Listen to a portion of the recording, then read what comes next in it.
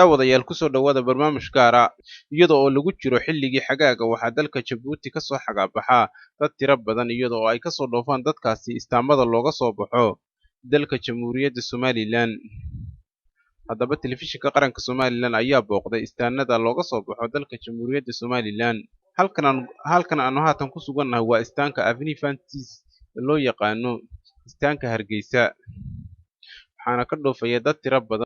haddaba barnaamijka uu soo diyaariyey telefishinka qaranka Somaliland xaruntiisa waddanka Jabuuti waxaynu ku daawan doonaa dadkaasi iyagu soo xagaabaxaya ee ka soo xagaabaxaya dalka Jabuuti iyagoo u soo xagaabaxaya Jamhuuriyadda Somaliland haddii ay tahay caasimadda Jamhuuriyadda Somaliland ee Hargeysa iyo gobollada kale ee waddanka Jamhuuriyadda Somaliland. daawadayaal haatan waxaan ku sugannahay istaanka magaalada Boorame ee ay ka soo baxaan baabuurta uga soo baxa waddanka Jabuuti. waxaana halkaas idinku soo gudbin doonaa barnaamij gaar oo ku saabsan dadka u soo xagaabaxaya dalka Jamhuuriyadda Somaliland. sanadkan dad intee leeg ayaad xagaabixiseen? sanadkan walaal waxaan dad aad iyo aad u socda ayaa jira. waxa kale oo jira maanta wax kama dhacdo dhalaartii la yiri baxay dhalaartii magaalada la yiri kama dhacdo maanta.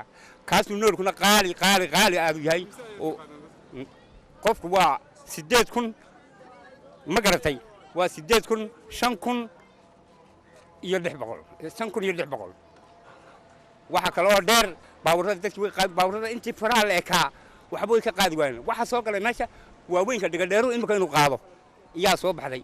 intaasina waa ilaahay maadi alxamdulillah waa farxad iyo faanfaan iyo reereyn waxa lagu dhoofayaa. sanadkan wada xagaabaxaysaa markii ugu horeeyay xagaabaxda dalka Jabuuti ka xagaabaxday magaalada Boorama waa markii afraadeen socdo. maanta aan baxayaa wallaahi shucuurtaydu aad bay u faraxsan tahay maadaama dhul qabow tagayo waana nigu salaamay. maanta waxaan doonaynaa u baxo magaalada Boorama waxa ku sugan yahay istaanka Jabuuti waxaan doonaynaa xagaaga halkaas ka soo fadhiyo. waxaa markii ugu horeysay Boorama inta badan wuxuu bixi jiray Hargeysa aad iyo aad dadka reer Boorama oo soo dhaweynaya sidii u soo dhaweeyaan dhalinyarada reer Jabuuti ee xagaabaxa aad iyo aad baa ugu soo dhaweynaya dadka reer Jabuuti dadka reer Boorama 400 kilomitir waa may in badan baan baxay nimankana waan dhoofaya yaa hooyadii walaashay inaabtiga la socda waan dhoofayaan hawn soo fasaxay mar hore 20 keegi aan soo fasaxay yaa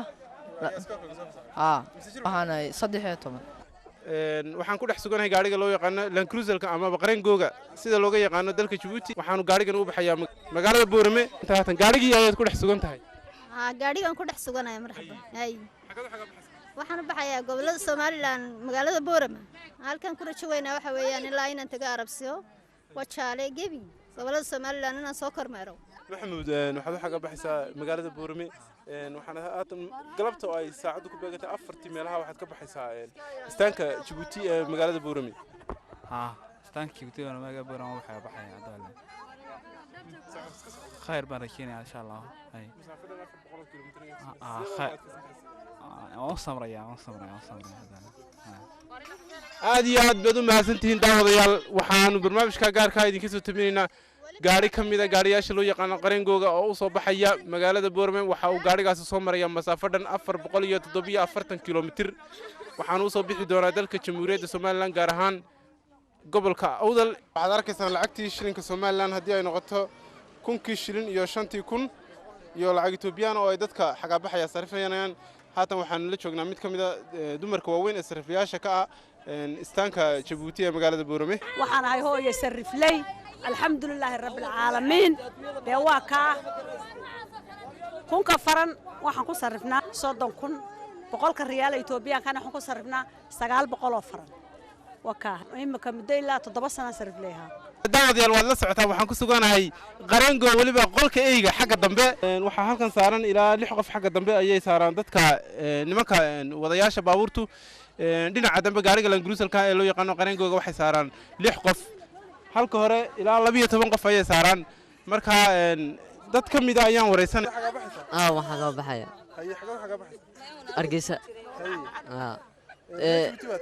Jabuuti baan ahay. dadka reer Somaliland si idin soo dhaweeyaan waan ka helay sidii noo soo dhaweynayeen si farxad noo soo dhaweeyeen laakiin waxa ka yimid jidkii jidka sida loo xilaaban doonana مسافة 447 كيلومتر ججبه دكده لهين ها دور الطريقة والله طريقة شبع بليه لكن حكومة الصومال waxaa ku leeyahay in ku raaliya dariiq noo dhisa سنة قربان سنتكي مثال ويا may sanadkii sagaalaad oo malaya ها aad iyo aad u mahadsan kaas wuxuu Cabdirashiid oo kamid ah dadka u soo xagabaxaya dalka Jamhuuriyadda Soomaaliland oo ku sugan gaariga qareenkooga loo yaqaan waxaad u xagabaxaysaa caasimadda Soomaaliland ee Hargeysa waxaan xagabaxay Hargeysa Hargeysana soo dhaweeyaan ka waran lahaa anaga darajada magaca timaadin baan soo dhaweyn magacayga waxa la dhahaa Filsan Hayaan Maxamuud waxaan u xagabaxayaa caasimadda Hargeysa Soomaaliland si fiican inoo soo dhaweeyaan gacmo furan inuu soo dhaweeyaan wadan aad u qabo wadan wanaagsan